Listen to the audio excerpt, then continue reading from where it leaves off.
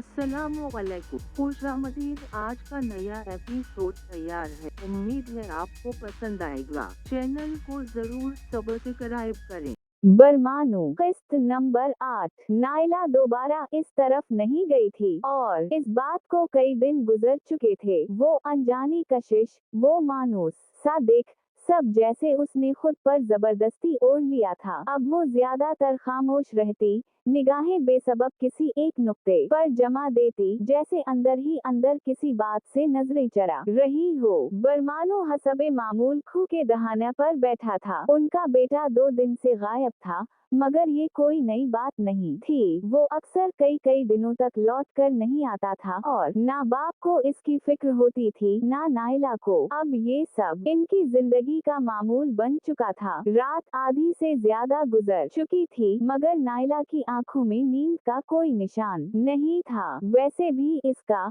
बल्कि इन सब का सोना जागना इंसानों जैसा कहाँ था। ना कोई वक्त मुकर्रर था, ना दिन और रात की कोई पाबंदी। जब नींद आती सो जाते और जब आंख खलती जाग जाते। वक्त उनके लिए बस एक धंधला सा तस्वुर था। शायद नायला सो सकती थी, मगर आज इसके अंदर एक अजीब सी बेचैनी अंगड़ाई ले रही थी। दिल के किसी कोने में हल्की हल्की सी खटक थी, जैसे कुछ होने वाला हो या जैसे कोई बहुत पुरानी चीज खामोशी से उसकी तरफ लौट रही हो। वो करूट बदलती रही, आंखें खली रहीं और अंधेरे में छत की तरफ तकता वजूद खुद भी नहीं जानता था कि ये बेकरारी क्यों इसके साथ जाग रही है। रात के आखिरी खा अचानक खूह के बाहर कदमों की भारी धमक सुनाई दी। वो धमक ऐसी थी जो पथरीली जमीन पर गूंज कर अंदर तक उतर आती है। खूह के दहाने पर बैठा बरमानो दिखाई नहीं दे रहा था।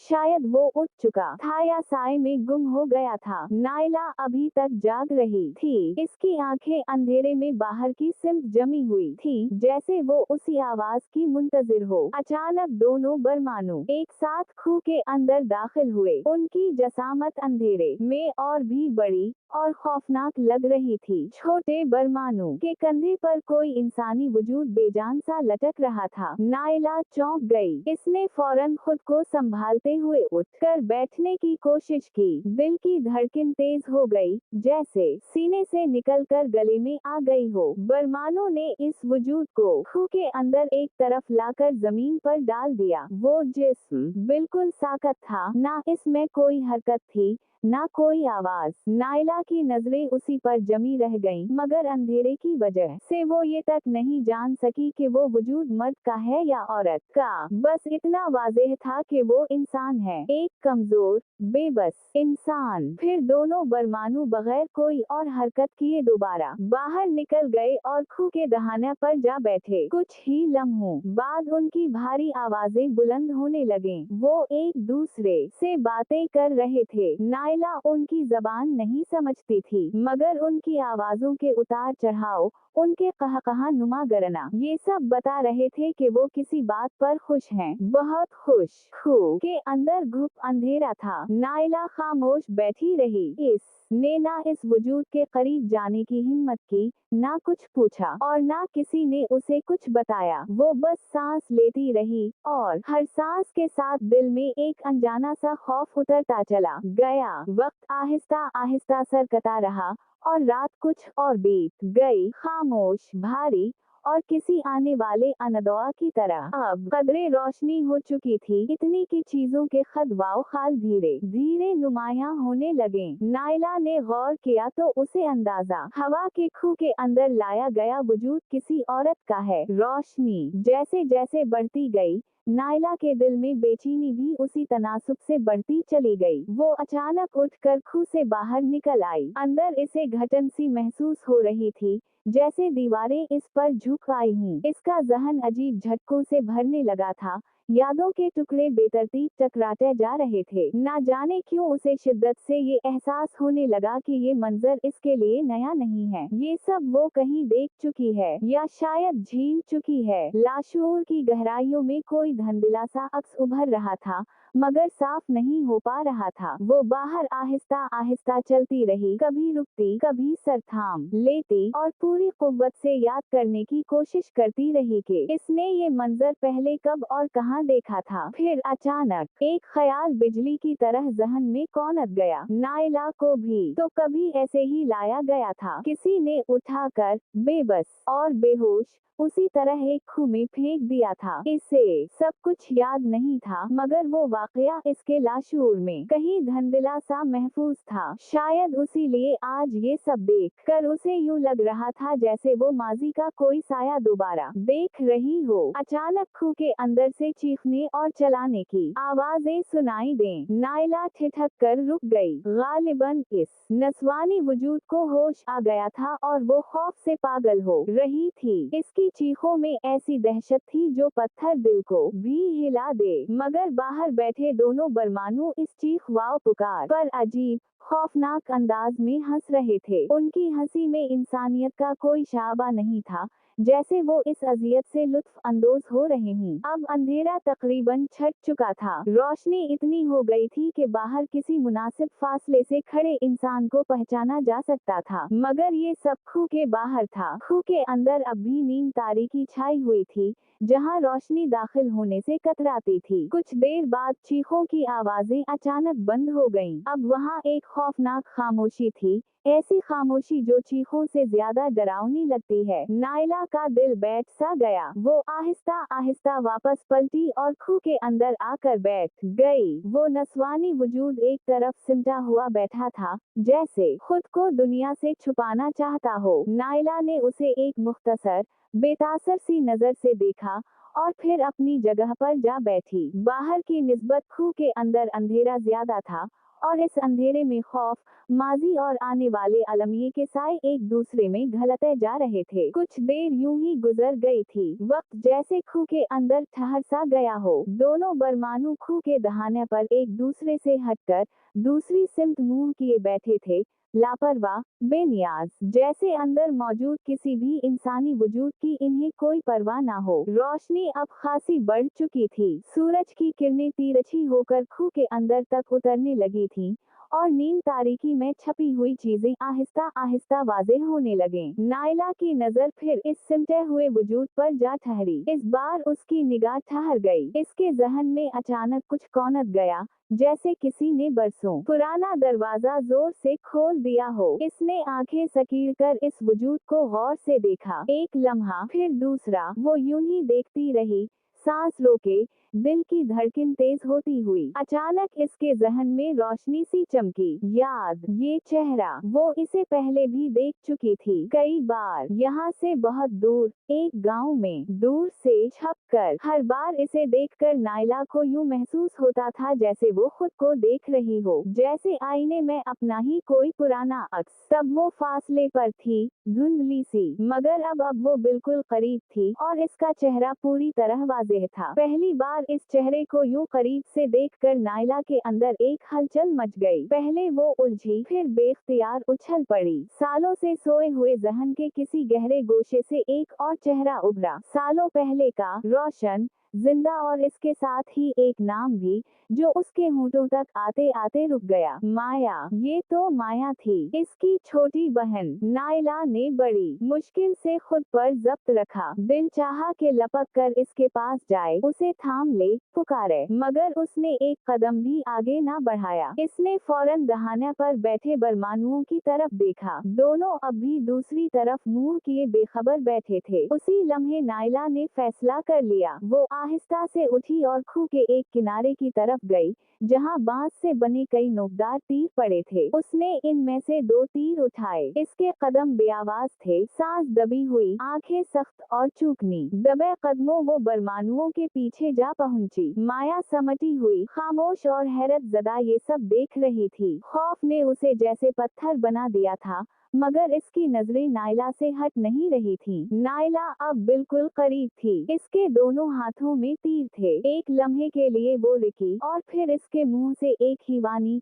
लर्ज़ाखेज़ चीख निकली। उसी चीख के साथ उसने पूरी कुव्वत से दोनों तीर एक साथ आगे बढ़ा दिए। अगले ही लम्हे दोनों बरमानुओं की गर्दनों के आर पार बांस के नोकदार तीर पैवस्त हो चुके थे। दोनों बरमानु एक ही लम्हे में तरफ कर जमीन पर आ गिरे। गर्दनों में पैवस्त तीर उनके वजूद को चीरते हुए पार हो चुके थे। चंद लम्हे वो दर्द और हैरत के आलम में जमीन पर बल खाते रहे, फिर किसी हीवानी जबल्त के तहत एक साथ उठे और नायला पर झपटने की कोशिश की, मगर नायला पहले ही पीछे हट चुकी थी। वो लड़खड़ाते कदमों से उसकी तरफ बढ़े, अपने गले में गड़े तीरों को नोचने लगे, मगर जूं ही इन्हें खींचने की कोशिश करते, तकलीफ की शिद्दत से उनके मुंह से वशत भरी चीखें निकलते और वो दोबारा जमीन पर गिर पड़ते। अचानक एक बरमानू फिर उठ खड़ा हुआ, आंखों में वहशत और इंतकाम की सुर्खी थी। वो डगमगाते हुए नायला की तरफ बढ़ा। नायला के अंदर अब कोई खौफ नहीं था। इसके हाथ में जो भी आया, पत्थर, नोकीले कंकर, चट्टान के टुकड़े, उसने पूरी कुव्वत से बरमानू पर बरसा दिए। पत्थरों की बारिश ने इसे संभलने का मौका ना दिया। अगले ही लम्हे इसका वजूद बेजान सा होकर लुढ़कता हुआ जमीन पर गिर गया। खू में एक लम्हे के लिए मुकम्मल खामोशी छा गई। नायला चंद लम्हे वहीं खड़ी रही,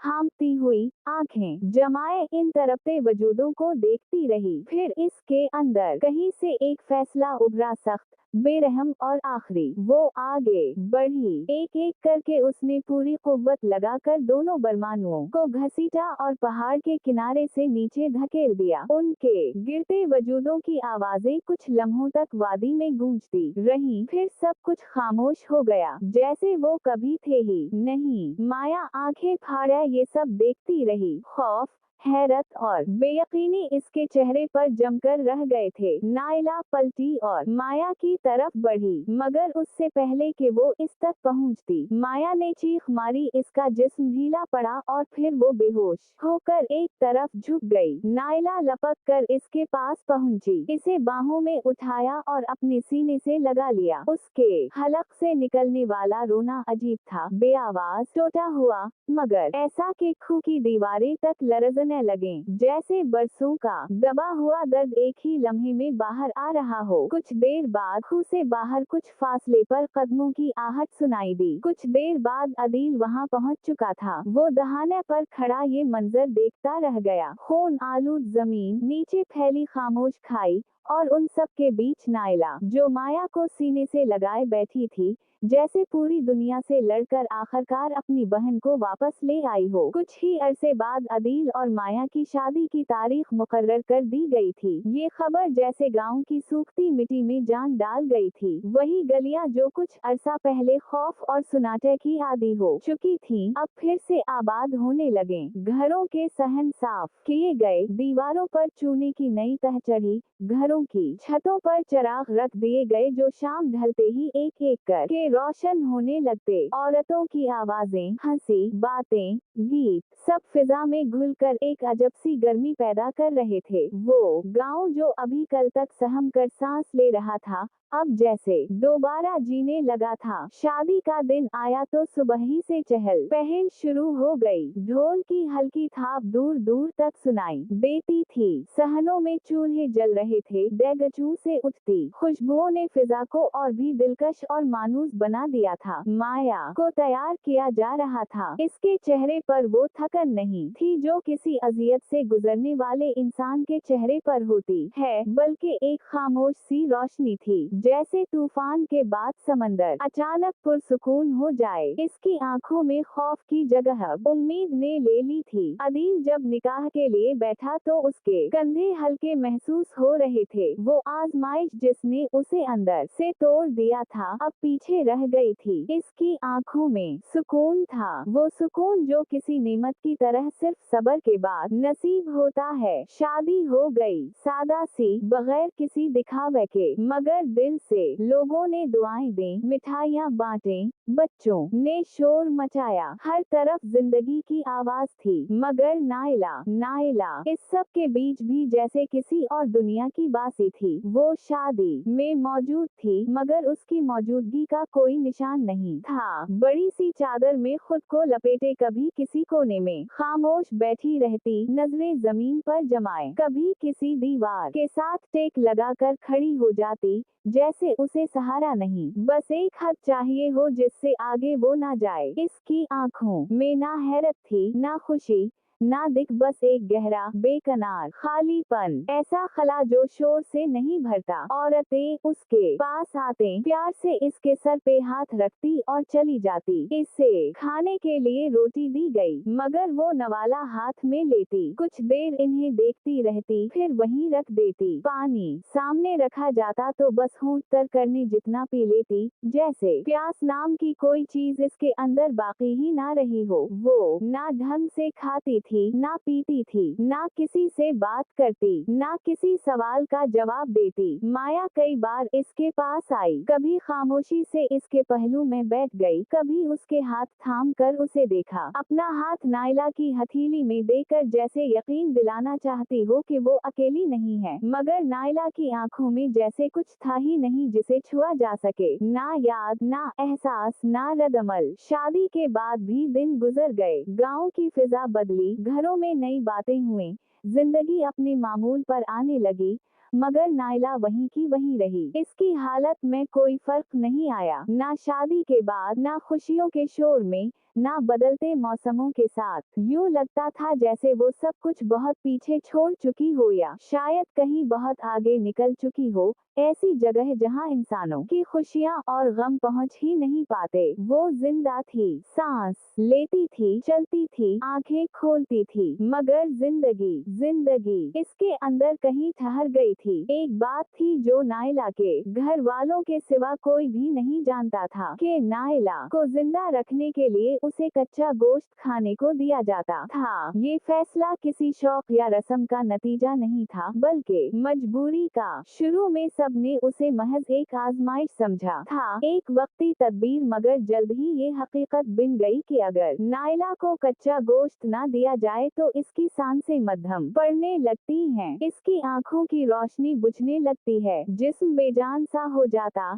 जैसे कोई अंदर से उसे आहिस्ता आहिस्ता खींच रहा हो। कच्चा गोश्त इसके सामने रखा जाता तो वो बना किसी चोचरा, बना किसी सवाल, बना किसी झझक के उसे खा लेती थी। ना नफरत, ना कराहत, बल्कि एक अजीब सी रग़बत के साथ, ऐसे जैसे ये उसके जिस्म की जरूरत हो, जैसे उसके अंदर कोई चीज अब भी उसी ग़िज़ा पर जिंदा हो। घर वालों के दिल हर बार कांप जाते थे, वो एक दूसरे की तरफ देखते, नजरें चरा लेते और खामोशी से ये सब बर्दाश्त करते रहते। कभी ये बात जबान पर नहीं लाई गई थी, ये राज था, ऐसा राज जिसे अगर अल्फाज मिल जाते तो शायद सब कुछ टूट जाता। उसी कच्चे गोश्त की बदौलत नायला की सांसों की डोर अब तक बंधी हुई थी, कमजोर, बारीक, मगर टूटी नहीं थी। उसके साथ साथ इसे रोटी भी दी जाती, दूध भी, मेवा जात भी। माँ कभी अपने हाथों से नवाला बनाकर इसके मुंह तक ले जाती, कभी बहन प्यार से इसे देखकर मुस्कुरा देती,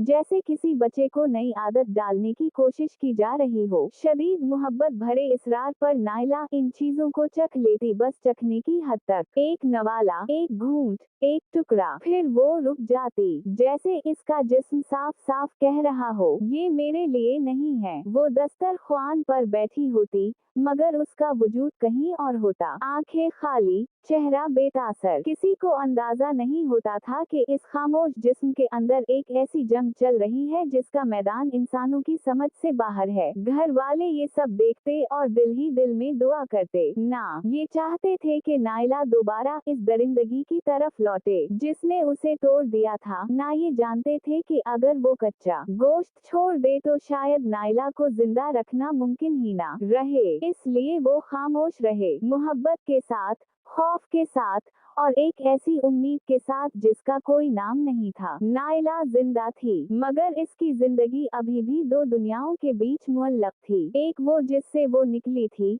और एक वो जिसमें वो कभी पूरी तरह लौट नहीं पाई। दूसरी वजह जिसने नायला को सबके दरमियान रहते हुए भी सबसे अलग कर रखा था, वो उसका अपना जिस्म था। वो इंसानों के बीच बैठी होती, इन्हीं घरों में सांस लेती, इन्हीं दीवारों के साए में चलती, मगर फिर भी इंसान नहीं लगती थी। उसके पूरे जिस्म पर लंबे, घने बाल थे, चेहरे पर वो निस्बतन बारीक और कम थे, इतने के दूर से देखने पर शायद नजर भी ना आए, मगर करीब आकर देखा जाए तो एहसास हो जाता था कि ये आम नहीं है। और बाकी जिस्म, वहाँ बाल किसी पर्दे की तरह थे, ऐसे जैसे फितरत ने इसे किसी और सांचे में ढाल दिया हो और फिर जबरदस्ती इंसानों के बीच ला खड़ा किया हो। माया ने बहुत कोशिश की थी। पहली बार जब उसने नायला के बाल साफ किए थे तो उसके हाथ कांप रहे थे। वो नायला के चेहरे को गौर से देखती, जैसे हर बाल के साथ उसकी बहन की कोई और पहचान उतरती जा रही हो। इस दिन नायला खामोश बैठी रही थी, ना दर्द का इजहार, ना खुशी का, ना किसी कसम की मुजाहमत, जैसे ये सब इसके लिए बेमानी हो। बाल साफ हो गए थे, मगर वो खुशी चंद दिन से ज्यादा ना टक सकी। चंद ही दिनों में वो बाल फिर से निकल आए थे, आहिस्ता आहिस्ता, खामोशी से, मगर जिद के साथ, ऐसे जैसे वो जिस्म किसी इंसान की मर्जी मानने को तैयार ही ना हो। आखिरकार एक समझौता कर लिया गया था। कपड़ों को जरा ढीला और पूरा कर लिया गया ताकि जिस्म छुपा रहे। हाथों में दस्ताने, पाँव में मोटी जुराबें, चेहरे के बाल हर दूसरे या तीसरे दिन साफ कर दिए जाते थे, जैसे कोई रोजमर्रा की जिम्मेदारी हो जिस पर सवाल नहीं किया जाता। गांव वालों को बस इतना नजर आता था कि नायला कमगो है, बीमार सी है, कमजोर है। किसी ने गहराई में झांकने की कोशिश नहीं की और घर वालों ने किसी को झांकने भी नहीं दिया था। घर से तमाम आईने हटा दिए गए थे ताकि नायला खुद को देखकर मजीद परेशान ना हो। यूं दिन गुजर रहे थे, खामोश, भारी, एक जैसे, ना कोई बेहतरी ना बिगाड़, बस एक ठहरा हुआ वक्त। नायला उनके दरमियान रहती थी, मगर जैसे उनकी दुनिया से जरा सा हट कर, ऐसे जैसे एक दरवाजा बंद हो चुका हो और वो उसके इस पार खड़ी हो, जहां आवाजें मध्यम हो जाती हैं और इंसान आहिस्ता आहिस्ता उनसे भी दूर हो जाता है। तराल गांवों और इसके आसपास के इलाकों में नायला की कहानी जंगल की आग की तरह फैल चुकी थी। कोई इसे बहादुरी की दास्तान कहता था, कोई खौफ की, और कोई महज सरगोशी में इसका जिक्र करके ही खामोश हो जाता था। मगर कहानी के साथ साथ एक और खबर भी जुबानों पर थी। आखिरी बच जाने वाले 2 बिन बढ़े मारे जा चुके हैं। ये खबर लोगों के दिलों से वो बोझ उतार गई थी जो बरसों से सीनों पर रखा था। अब जंगल का नाम सुनकर दिल नहीं धड़कता था, पहाड़ों की तरफ जाते हुए कदम नहीं ठटकते थे। शाम ढलती तो दरवाजे पहले की तरह बंद नहीं होते थे और रात उतरती तो चिराग खौफ की वजह से नहीं बल्कि रोशनी के शौक में जलते थे। लोग बेफिक्र हो गए थे, पुरसुकून, जैसे किसी तवील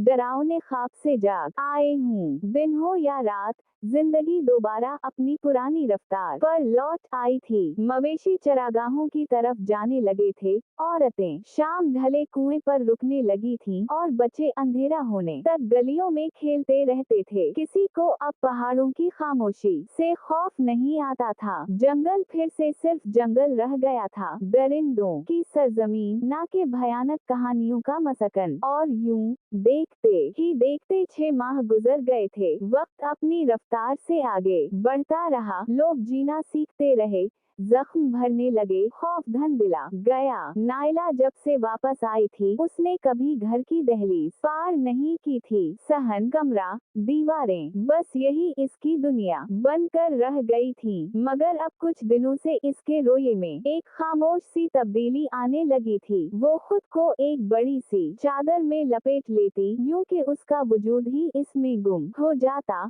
और शाम ढलते ही घर से निकल जाती, ना किसी को बताती, ना किसी को देखती। और रात गए जब गांव पर खामोशी उतर आती, वो वापस लौट आती उसी तरह खामोश, उसी तरह बेआवाज। पहले दिन जब वो निकली तो इसका भाई फौरन इसके साथ हो लिया। नायला ने 2 कदम ही बढ़ाए थे कि पीछे मौजूद साया महसूस कर लिया। इसने पलट कर देखा, भाई को देखा, और बगैर कुछ कहे वापस अंदर आ गई। दूसरे दिन भी यही हुआ, वो निकली, भाई साथ हो लिया, और वो फिर पलट आई, जैसे ये तय हो कि वो अकेली ही निकलेगी या फिर निकलेगी ही नहीं। तीसरे दिन जब वो बाहर जाने लगी और भाई हसबे आदत इसके पीछे बढ़ा, तो अचानक नायला रुक गई। इसने मुड़कर देखा, इसकी आंखों में ऐसा कुछ था जिसने सबको साकत कर दिया, वहशी, खूंखार, अजनबी। और फिर इसके हलक से एक चीख सी निकली, ऐसी चीख जो अल्फाज नहीं थी,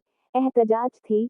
गुस्सा था, शायद दर्द भी। घर वाले सहम गए, कोई आगे ना बढ़ सका, कोई उसे रोकने की हिम्मत ना कर सका। नायला अकेली निकली और इस बार सीधी जंगल की तरफ चल पड़ी। इसका भाई दिल की बेचैनी के हाथों मजबूर होकर नायला की नजरों से बचते हुए इसके पीछे पीछे चल दिया। नायला जंगल के करीब एक जगह जाकर रुक गई, एक चट्टान के पास बैठ गई, वहीं बैठी रही बहुत देर तक। ना कुछ किया, ना कुछ कहा, बस बैठी रही, जैसे किसी अनदेखे वजूद को महसूस कर रही हो। फिर वो खुद ही उठी और वापस घर लौट आई। अगले दिन वो फिर गई, इस बार जंगल के अंदर तक चली गई, दरख्तों के दरमियान घूमती रही, कभी रुकती, कभी आगे बढ़ती, और इसका भाई हर बार फासले पर खामोशी से इसका ताक़ुब करता रहा। नायला इस सब से बेखबर थी, या शायद खबर होते हुए भी लापरवाह। कुछ दिन यूं ही गुजर गए। आहिस्ता आहिस्ता घर वालों के दिलों से खौफ कम होने लगा। वो समझने लगे कि नायला घर की कैद से घबराकर बाहर जाती है। खली फिजा, खले दरख्त, जंगल की हुआ, शायद यही इसके लिए सांस लेने का वाहिद जरिया था। आखिर वो एक अरसे तक ऐसे ही माहौल में रही थी। दीवारें, छत,